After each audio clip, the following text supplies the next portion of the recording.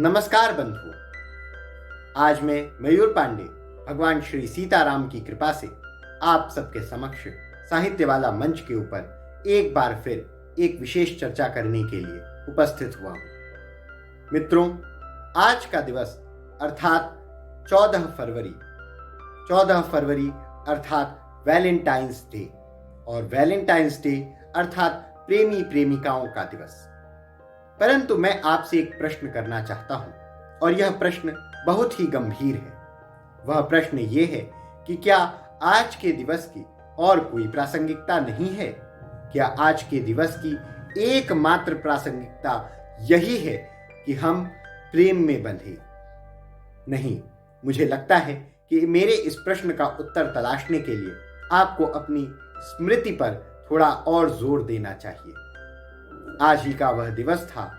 मुझे ऐसा विश्वास है कि आपको यह याद होगा कि आज ही के दिवस 3 वर्ष पूर्व पुलवामा में हमारे वीर शहीदों ने मां भारती के लिए अपने प्राणों की आहुति दी थी। अपने प्राणों को हंसते हंसते उन्होंने मां भारती के पाद पद्मों में समर्पित कर दिया था, न्योछावर कर दिया था और वे वीर गति को प्राप्त हुए थे। घटना पुलवामा में 14 फरवरी वर्ष 2019 की है, जब एक जाती हुई काफिले को आतंकवादियों ने बम से उड़ा दिया, आरडीएक्स से उड़ा दिया।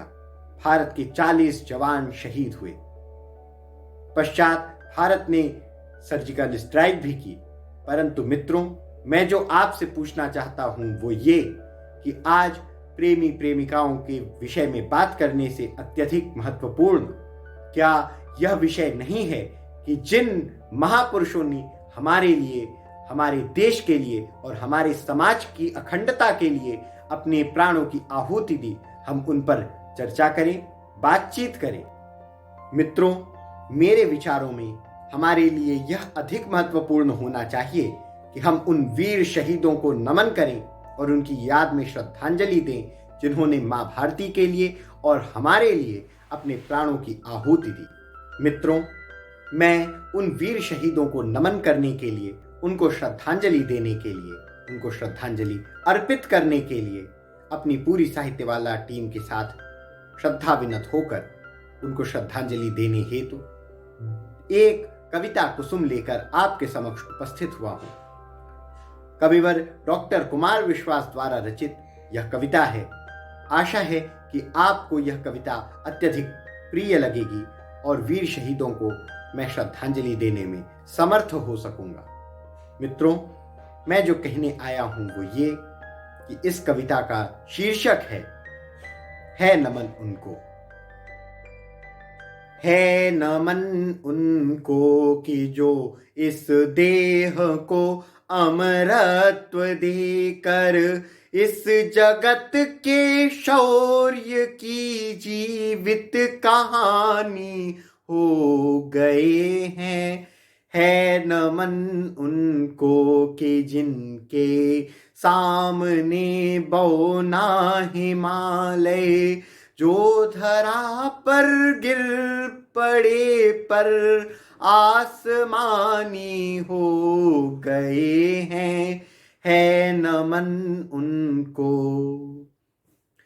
है नमन उस डेहरी को जिस पे तुम खेले कन्हैया, घर तुम्हारे परम तप की राजधानी हो गए हैं। है नमन उनको कि जिनके सामने बौना हिमालय हमने भेजे हैं सिकंदर सिर झुकाए मात खाए।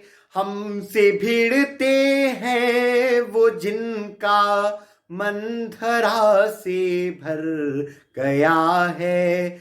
नरक में तुम पूछना अपने बुजुर्गों से कभी भी, सिंह के दांतों से गिनती सीखने वालों के आगे शीश देने की कला में क्या गजब है, क्या नया है, जूझना यमराज से आदत पुरानी है हमारी, उत्तरों की खोज में फिर एक नचिकेता गया है नमन उनको के जिनके सामने बौना हिमालय, जो धरा पर गिर पड़े पर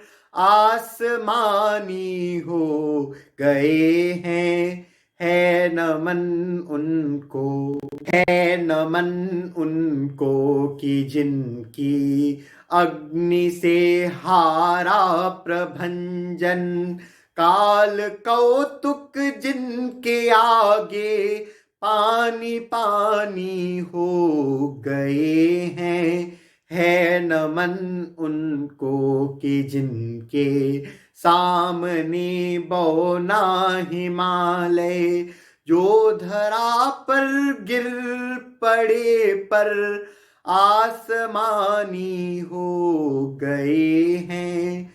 लिख चुकी है विधि तुम्हारी वीरता के पुण्य लेखे, विजय के उद्घोष गीता के कथन तुमको नमन है, राखियों की प्रतीक्षा सिंदूर दानों की व्यथाओं, देश हित प्रतिबद्ध यौवन के सपन तुमको नमन है, बहन के विश्वास भाई के सखा कुल के सहारे, पिता के व्रत में फलित माँ के नयन तुमको नमन है नमन उनको कि जिनको